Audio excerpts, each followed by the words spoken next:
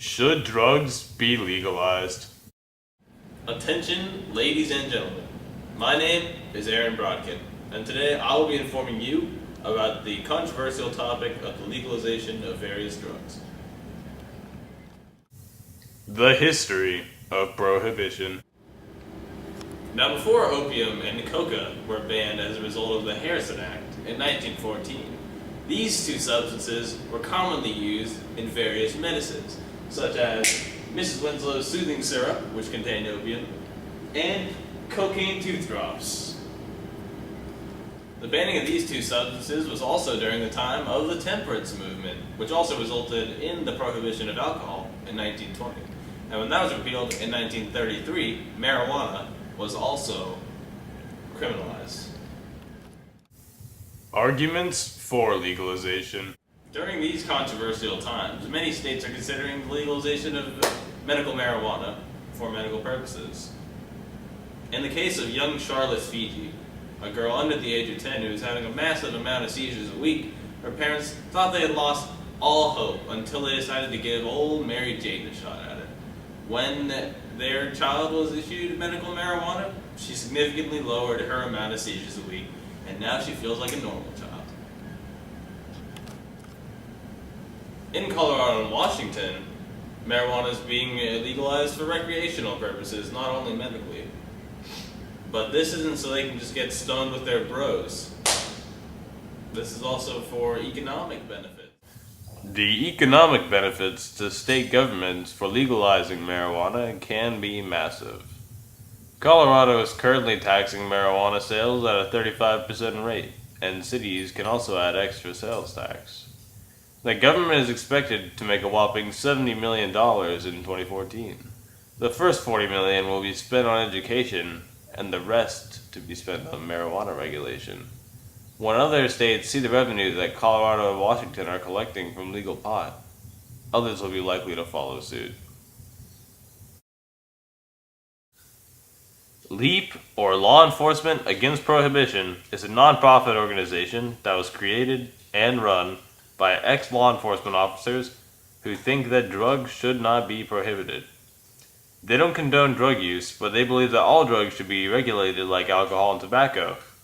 They also think that drug use is a personal decision as long as it doesn't affect the health or safety or freedom of others. It should be treated as a public health issue, not a crime, and tax dollars should go to treatment and education rather than incarceration. In a philosophical perspective on the situation, applied ethics, in specific, the principle of autonomy, states that to acknowledge a person's freedom over his or her actions despite the effects on his or her physical body. Now, in short, this just means to respect people's actions and what they do despite the negative outcomes that they may experience. If marijuana is legalized, the police can stop arresting people for smaller crimes such as possession of marijuana and focus on major crimes like rape or murder. Doing so will also save the government money.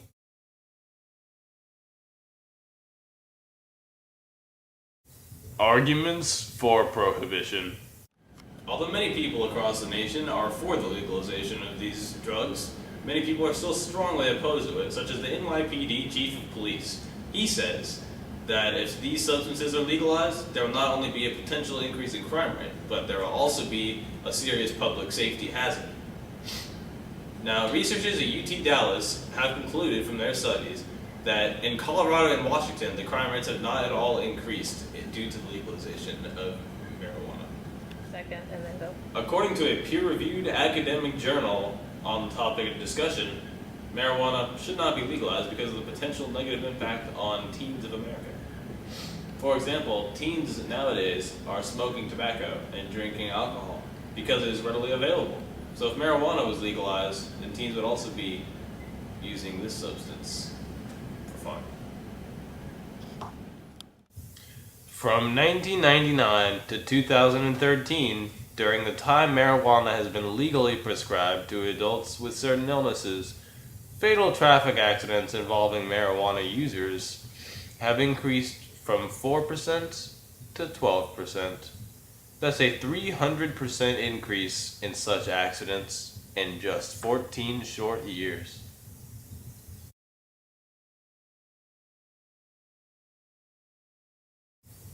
My opinion.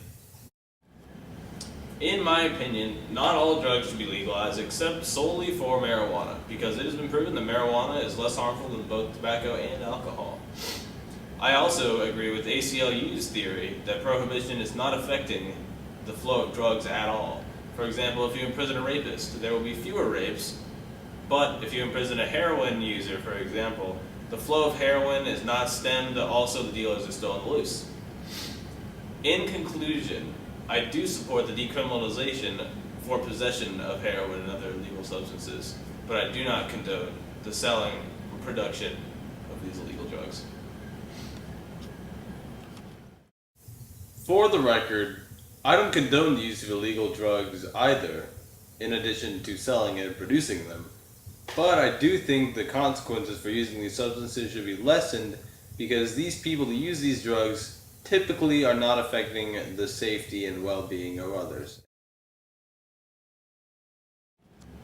Now, thank you all for watching, and I hope that you have learned something about the legalization or decriminalization of these various drugs, and you can formulate your own opinions based on what I have told you.